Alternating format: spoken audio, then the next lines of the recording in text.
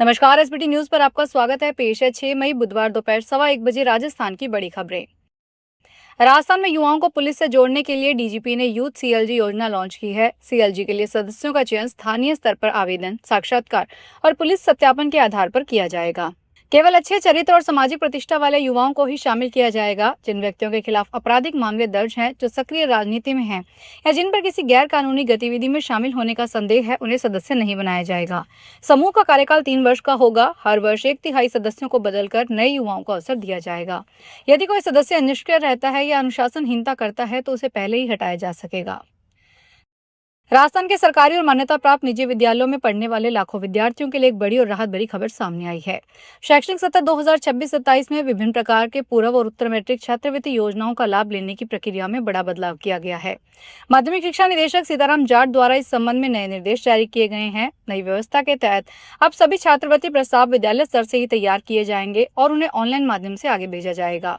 इस नई प्रणाली में विद्यालय प्रशासन की भूमिका को बढ़ाते हुए शाला दर्पण बेनिफिशियरी स्कीम पोर्टल के माध्यम से सभी छात्रवृत्ति प्रस्ताव ऑनलाइन अपलोड किए जाएंगे। Central board of secondary education ने स्कूली शिक्षा में बड़ा बदलाव करते हुए नई शिक्षा नीति के तहत सभी संबद्ध स्कूलों को अहम आदेश जारी किए हैं।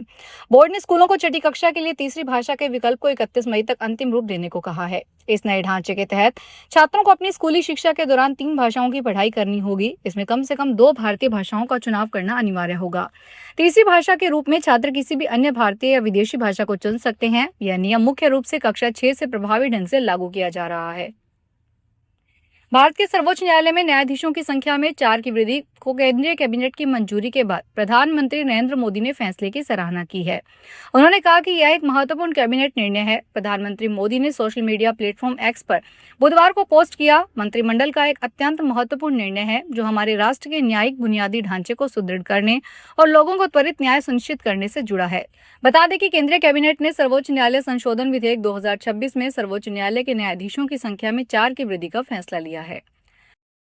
जोधपुर के सालावास रोड पर आज सुबह लकड़ी के गोदाम में अचानक आग लग गई। सूचना पर फायर ब्रिगेड की 4 टीमें मौके पर पहुंची। 2 घंटे की कड़ी मशक्कत के बाद आग पर काबू पाया गया। जानकारी के मुताबिक सालावास पाल मेला रोड पर एक लकड़ी बुरादे के गोदाम में अचानक आग लग गई। मौके पर बासनी, चौपासनी, शास्त्री नगर और बोरानाडा की फायर ब्रिगेड टीमें पहुंची और करीब 2 घंटे में आग पर काबू पाया। फायर ब्रिगेड की टीम प्रशांत सिंह ने बताया कि आग लकड़ी के गोदाम में लगी थी। समय रहते आग पर काबू पा लिया गया। इससे कोई जनहानि नहीं हुई। राजस्थान सरकार ने सरकारी कर्मचारियों के वेतन निर्धारण में हो रही गड़बड़ियों और नियमों के विरुद्ध अधिक भुगतान के मामले को बेहद सख्त रुख अपनाया है। वित्त विभाग ने मंगलवार को परिपत्र जारी करते हुए सभी विभागों को सेवारत राज्य कर्मचारियों के वेतन निर्धारण की फिर से गहन जांच करने के निर्देश दिए हैं। सरकार ने साफ किया है कि यदि भविष्य में किसी भी कर्मचारी को अधिक भुगतान होने पर मामला सामने आता है तो उसकी वसूली सीधे तौर पर लापरवाही बरतने वाले अधिकारी या कर्मचारी से की जाएगी।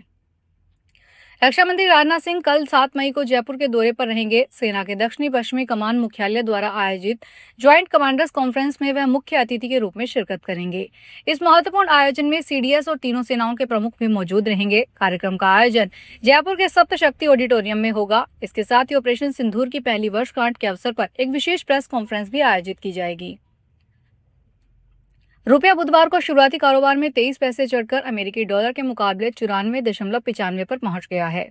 अमेरिकी राष्ट्रपति डोनाल्ड ट्रंप के ईरान के साथ संभावित समझौते के संकेत देने के बाद ब्रेंट क्रूड की कीमतों में गिरावट से रुपया थोड़ा संभला है। विदेशी मुद्रा कारोबारियों ने बताया कि पश्चिमी एशिया में भू राजनीतिक तनाव कम होने के संकेत के मद्देनजर आपूर्ति संबंधी चिंताओं के कुछ हद तक कम होने से तेल की कीमतें टूटकर $108 प्रति बैरल हो गई है। अंतरबैंक विदेशी मुद्रा विनिमय बाजार में रुपया $95 पर खुला है, फिर 23 पैसे चढ़कर 94.95 प्रति डॉलर के शुरुआती उच्च स्तर पर पहुंच गया। राजस्थान में अब बस का सफर हवाई यात्रा जैसा सुविधाजनक और आधुनिक होने जा रहा है। मुख्यमंत्री भजनलाल शर्मा ने प्रदेश के प्रमुख जिला मुख्यालयों पर सार्वजनिक निजी भागीदारी मॉडल के तहत आधुनिक बस पोर्ट विकसित करने का फैसला लिया है। नए बस पोर्ट्स को केवल बस स्टैंड तक सीमित नहीं रखा जाएगा, बल्कि इन्हें क्षेत्रीय परिवहन के आधुनिक केंद्रों के रूप में विकसित किया जाएगा। यहाँ पर यात्रियों के बैठने के लिए सुव्यवस्थित और आधुनिक प्रतीक्षालय होंगे। रोडवेज और निजी बसों के बीच बेहतर तालमेल बिठाया जाएगा ताकि बसें समय पर मिल सके।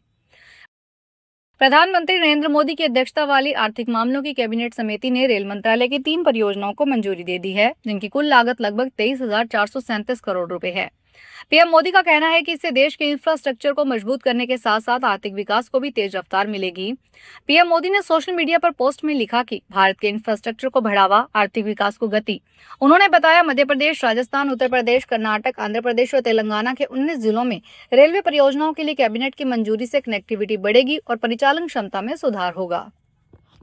बीकानेर कलेक्ट्रेट ऑफिस को एक बार फिर धमकी मिली है। बुधवार को आए एक ईमेल में 16 बम ऑफिस में रखने का दावा किया गया।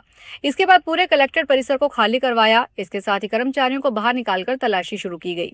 सुबह जैसे इस धमकी भरे ईमेल की जानकारी मिली, एसपी मृदुल कच्छावा भी कलेक्ट्रेट ऑफिस पहुंचे। इसके साथ ही अन्य अधिकारी और रेस्क्यू टीमें भी मौके पर पहुंची। बूंदी शहर में कंसल्टेंसी कंपनी द्वारा डेली डिपॉजिट स्कीम के नाम पर करोड़ों रुपए की धोखाधड़ी का मामला सामने आया है। पीड़ितों ने कोतवाली में प्राथमिकी दर्ज करवाई है और एसपी से मिलकर अपनी जमा राशि वापस दिलाने और आरोपियों को कड़ी सजा दिलाने की मांग की है। जानकारी के अनुसार शहर में कंसल्टेंसी कंपनी द्वारा डीडीएस अकाउंट पासबुक के माध्यम से प्रतिदिन धनराशि जमा करवाने के लिए प्रेरित किया और 9% वार्षिक ब्याज देने का आश्वासन दिया। वर्तमान में उनका कार्यालय बंद है, मोबाइल नंबर बंद और स्विच ऑफ है। उदयपुर जिले के खेरवाड़ा कस्बे में देर शाम में कबाड़ गोदाम में आग लग गई। कड़ी मशक्कत के बाद करीब 5 घंटे के बाद आग पर काबू पाया नहीं जा सका। आसपास फायर स्टेशन नहीं होने से दमकल काफी देर से पहुंची। गोदाम के मालिक अशोक कुमार ने बताया कि इस आग से करीब 50 लाख रुपए का आर्थिक नुकसान हुआ है। घटना के करीब 1.5 घंटे बाद डूंगरपुर से एक दमकल पहुंची, लेकिन तब तक आग ज्यादा फैल चुकी थी। एक गाड़ी उसे काबू करने में नाकाम साबित हुई। उदयपुर से दूसरी दमकल के पहुंचने में 3 घंटे से ज्यादा का समय लगा। जालौर जिले के सांचौर थाना क्षेत्र में धानोरा सांचौर हाईवे पर एक निजी बस और बोलेरो के बीच जोरदार टक्कर हो गई। यह हादसा सुबह करीब 8:30 बजे पीरो की जाल के पास हुआ। टक्कर इतनी भीषण थी कि बोलेरो में सवार 13 लोग घायल हो गए, जिनमें छोटे बच्चे भी शामिल हैं। एक घायल महिला की स्थिति चिंताजनक बताई जा रही है। सूचना मिलते ही पुलिस और एम्बुलेंस ने मौके पर पहुंचकर घायलों को सांचौर अस्पताल पहुंचाया। अमेरिका के राष्ट्रपति डोनाल्ड ट्रंप ने कहा कि प्रोजेक्ट फ्रीडम को फिलहाल कुछ समय के लिए रोक दिया गया है। यह अमेरिका के नेतृत्व में चलाया जा रहा वह अभियान है जिसके तहत हॉर्मुज स्ट्रेट से जहाजों की आवाजाही कराई जा रही थी।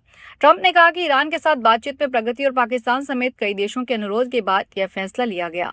सोशल मीडिया पर जारी बयान में ट्रंप ने कहा कि ईरान के खिलाफ सैन्य अभियान में अमेरिका को बड़ी सफलता मिली है।